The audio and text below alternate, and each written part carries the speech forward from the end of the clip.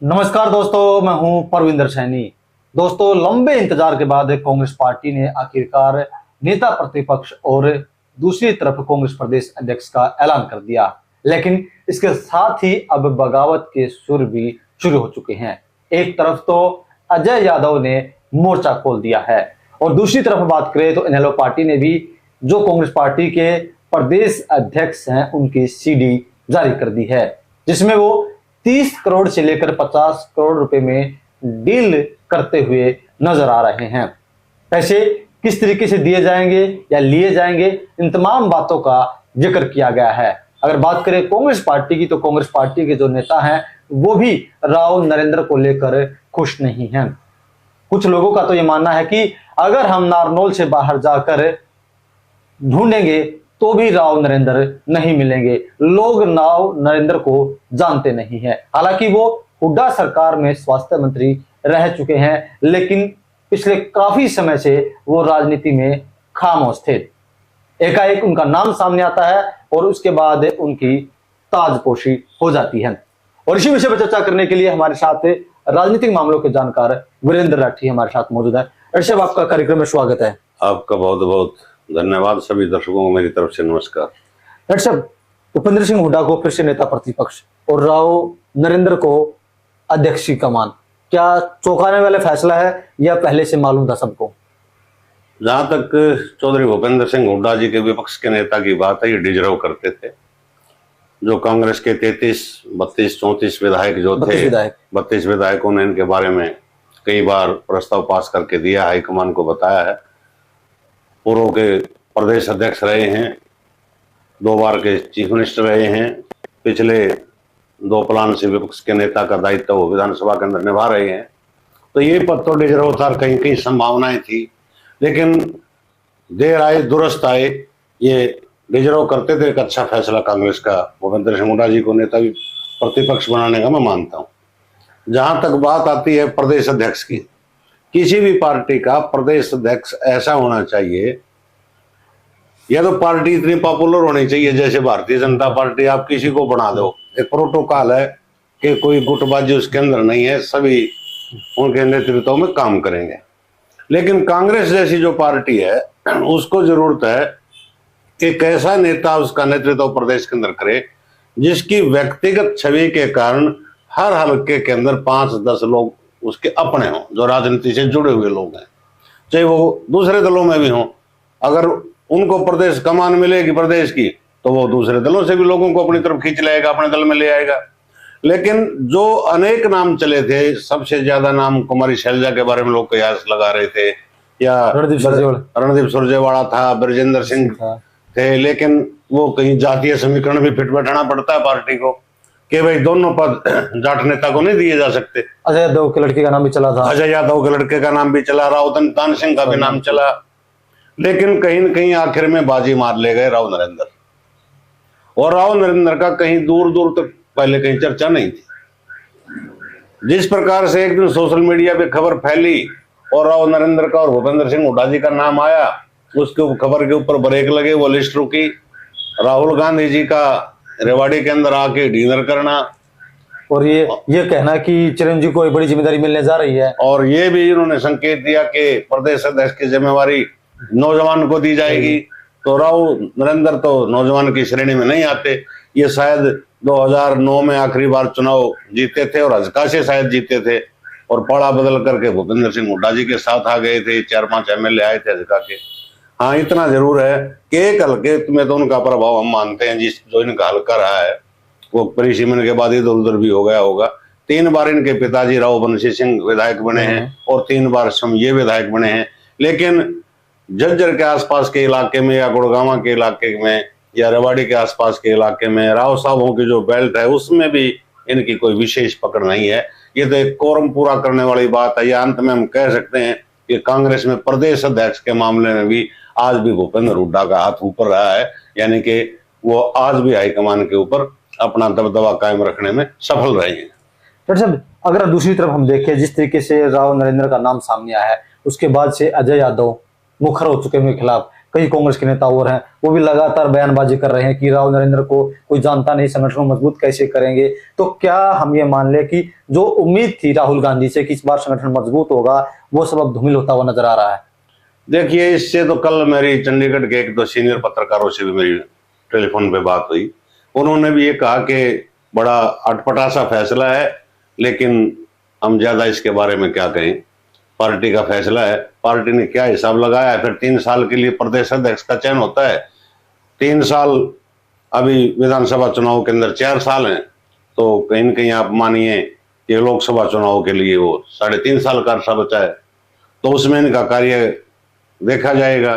भूपेंद्र हुड्डा जी ने तो कहा कि उदयभान जी ने बहुत अच्छा काम किया है, कि उनके समय में अच्छी वोटों परसेंटेज कांग्रेस के पक्ष में बढ़ी है, सीटें भी बढ़ी हैं, कि उन्होंने बड़ी मेहनत की है।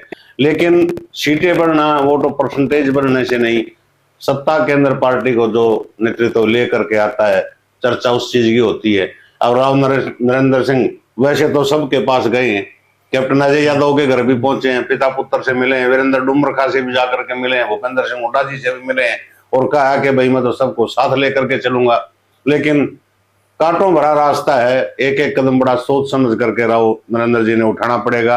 अगर वाकई में ही कांग्रेस को अगर एक मंच के ऊपर इकट्ठा करने में वो सफल होते हैं, तो भी हम तो मानेंगे कि उन्होंने बहुत बड़ी उपलब्धि प्रदेश अध्यक्ष बनने के बाद पा ली। डॉक्टर साहब, क्या आपको नहीं लगता कि कांग्रेस पार्टी ने राव नरेंद्र को आगे बढ़ाकर गलती कर दी? क्योंकि इनेलो पार्टी की तरफ से जो वीडियो जारी किया गया है, जो पुराना वीडियो जिसमें 30 से 50 करोड़ रुपए की डील करते हुए नजर आ रहे हैं, तो करप्शन के आरोप उन पर पहले से लगे थे और मामला फिर से गर्म हो गया है।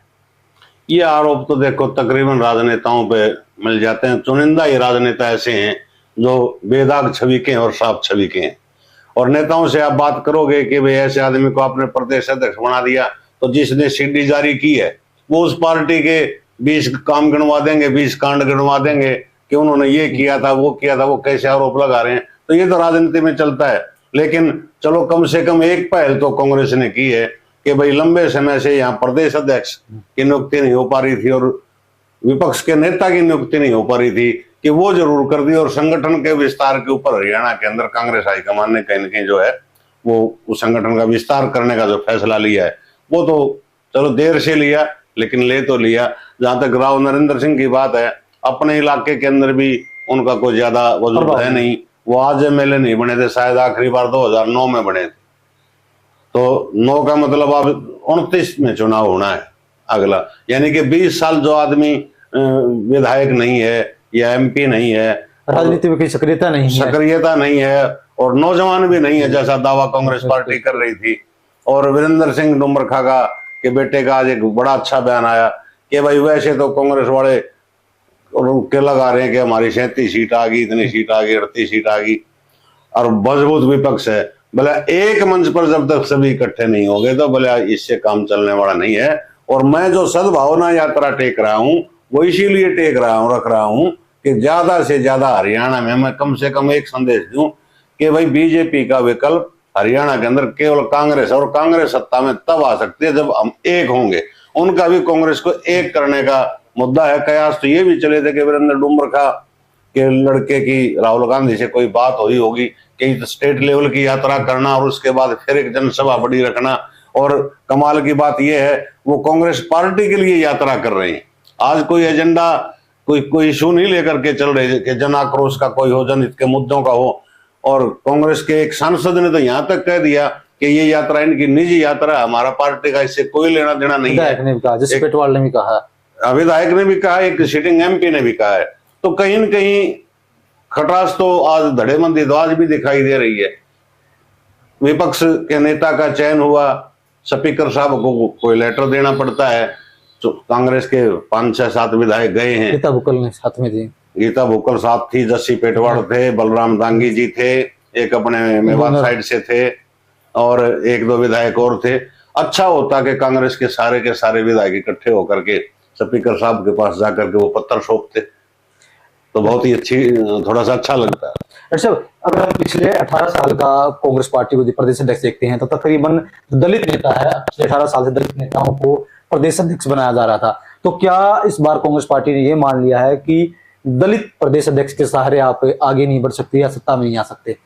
2007 से लगातार देखिए विवाद किस चीज का है कि और भाजपा ने जो दाव खेला ना प्रदेश का मुख्यमंत्री नायब सिंह सैनी को बना करके ओबीसी समाज से, कहीं ये सरकार आज तीसरी बार भी आई, सबसे बड़ा फैक्टर ये माना जा रहा है कि ओबीसी समाज एकजुट हो गया है नायब सिंह सैनी जी के पीछे। तो कांग्रेस भी ये चाह रही है कि बहुत बड़ा ओबीसी का वर्ग जो है वो आज भाजपा के साथ है। और पिछला जो लोकसभा का चुनाव हुआ या विधानसभा का चुनाव हुआ उसमें एससी और डीएससी समाज ने मेजोरिटी में, एक तरह से एससी समाज ने वोट दी कांग्रेस पार्टी के पक्ष में। तो इनको लगा कि वहां तो तुम्हारी पकड़ हो गई है ठीक ठाक, अब ये नेतृत्व दे करके देखो ओबीसी समाज में। और यहां से, और खासकर हरिवाड़ आज भारतीय जनता पार्टी का गढ़ है, कांग्रेस की तो एक सीट उस क्षेत्र के अंदर आज आई है। वो एमएलए भी हालांकि भारतीय जनता पार्टी के नेताओं के संपर्क में हैं, और एक दो नेता कांग्रेस के ऐसे भी हैं इस इलाके से भी, रोहतक झज्जर के इलाके से भी, जो मुख्यमंत्री नायब सिंह सैनी जी से कई मुलाकातें कर चुके हैं। समय आने पर उनका भी खुलासा करेंगे, एक नहीं 2-3 है। और वो सिस्टम अगर देखा जाए तो उसमें तो जो ये कांग्रेस ने ये दाव खेला है कि भाई अहिरवाल में राव इंद्रजीत का प्रभाव कुछ कम हो जाए, और हम ये कहें कि हमने प्रदेश अध्यक्ष यहाँ दे दिया है तो उस आधार पर कि कुछ सीटें वहां से भी हम निकाल पाए, और उसका ओबीसी का प्रभाव कुछ हरियाणा प्रदेश के अंदर मिला जुला असर भी पड़ेगा, तो मामला ठीक ठाक हो सकता है। नुकसान के लिए तो कोई पद बांटता नहीं, फायदे के लिए बांटते हैं, लेकिन उस नेता के अंदर कितना दम है कि अपने वर्ग को, अपने समाज को उस पार्टी के साथ वो कितना जोड़ सकता है, वोटों में कितना कन्वर्ट कर सकता है, वो तो उस नेताजी के ऊपर बात। डॉक्टर साहब, मैंने एक अखबार में खबर पढ़ी थी, मैं कंफर्म नहीं हूं, लेकिन उसमें लिखा हुआ था कि तकरीबन 50 साल बाद जाट और ओबीसी की जोड़ी जो है वो कांग्रेस पार्टी लेकर आई है। तो क्या आपको लगता है कि ये जोड़ी कांग्रेस पार्टी को सत्ता तक ले जाने में मददगार होगी? देखिए, सत्ता में आना ना आना, ये जोड़ियों से, कुछ ही जोड़ियां ऐसी होती हैं जो सत्ता के दरवाजे तक ले जाती हैं। इन जोड़ी में एक तो दमदार नेता मानते हैं भूपेंद्र सिंह हुड्डा है ही, दूसरे नेता को हम ही दमदार नहीं कह रहे कि इतना रसूख उनका हरियाणा प्रदेश के अंदर प्रभाव नहीं है। हो सकता है एक अपनी सीट के, अपने इलाके के अंदर, एक विधानसभा क्षेत्र के अंदर होगा, लेकिन वो भी होता तो कहीं ना कहीं से चुनाव जीत करके आते। पिछले 15 साल से चुनाव नहीं जीते हैं, तो इतना ये नहीं कह सकते कि हाँ सत्ता परिवर्तन देश के अंदर और प्रदेश के अंदर पार्टी के नाम पे कभी नहीं हुआ है। वहां व्यक्ति विशेष के कारण सत्ता परिवर्तन हुए हैं। चाहे आप 1977 का सत्ता परिवर्तन प्रदेश का देखिए, चौधरी चरण सिंह और चौधरी देवीलाल का साथ था, कांग्रेस का विरोध था, लोगों ने उनको चुना। चाहे आप देश के अंदर देखिए, उस समय पे भारतीय जनता पार्टी और कांग्रेस का 1977 की बताता हूं आपको कि उस समय सभी पार्टियां एकजुट हो गई थी कांग्रेस के खिलाफ, और उस टाइम पर मोरारजी देसाई प्रधानमंत्री बने थे, फिर चौधरी चरण सिंह को बनाया गया था। फिर वो हरियाणा में वो सरकार इधर उधर हो गई, चौधरी भजनलाल जी प्रदेश के मुख्यमंत्री बन गए। 82 के अंदर फिर चौधरी देवीलाल के नाम पर सीटें ज्यादा आई, लेकिन वो उठाफटक होकर के जो खेल हुआ था आज भी वो चलता है। जीडी तपासे गवर्नर साहब होते थे, उन्होंने जिस प्रकार से भजनलाल जी को शपथ दिलाई थी, उसके बाद बड़ा आंदोलन चला चौधरी देवीलाल के नेतृत्व में। 87 के अंदर 90 में से 85 सीट लेने में कामयाब रहे थे। फिर शराबबंदी के नारे ने जोर पकड़ा, चौधरी बंशीलाल के भाजपा से समझौता था, वो सत्ता में चले गए। सन 2000 के चुनाव में ओम प्रकाश चौटाला जी ने भाजपा से समझौता किया, वो सत्ता में आ गए। और फिर जिस प्रकार से नरेंद्र मोदी जी की आंधी देश के अंदर आई, जिस प्रकार से 96, 98 और 2000 के अंदर अटल जी के नाम पर देश के अंदर लोगों ने मत दिया था, और जो ही नरेंद्र मोदी जी को प्रोजेक्ट किया गया देश के प्रधानमंत्री के रूप में, भारतीय जनता पार्टी ने अपना प्रत्याशी बनाया। ऐसी आंधी आई कि हरियाणा जैसा प्रदेश जहां भारतीय जनता पार्टी हमेशा बैसाखियों पर चलती थी, कभी चौधरी बंशीलाल के सारे, कभी ओम प्रकाश चौटाला जी के सारे, वो खुद सत्ता में आ गई और तीसरी बार सत्ता में है।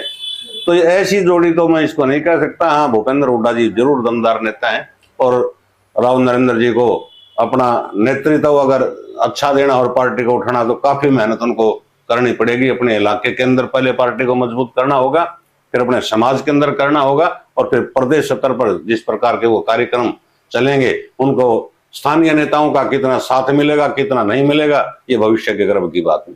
डॉक्टर साहब, जिस तरीके से अगर हम देखते हैं कि भूपेंद्र सिंह हुड्डा एक मजबूत नेता है, लेकिन राव नरेंद्र सिंह एक कमजोर कड़ी, उन्हें प्रदेश अध्यक्ष नियुक्त किया गया। कांग्रेस पार्टी सत्ता के गलियारे में पहुंची, लेकिन सत्ता तक नहीं पहुंच पाई, और अब उनके नाम पर लगातार विरोध हो रहे हैं, सीडी कांड भी सामने आया। तो क्या ऐसे में आपको लगता है कि वो सुरजेवाला हो, कुमारी सैलजा हो, वीरेंद्र सिंह हो, अजय यादव हो, ये तमाम जो गुट हैं, जो लोग उनके विरोधी हैं, क्या उन सबको साथ लेकर कांग्रेस पार्टी को आगे बढ़ा पाएंगे?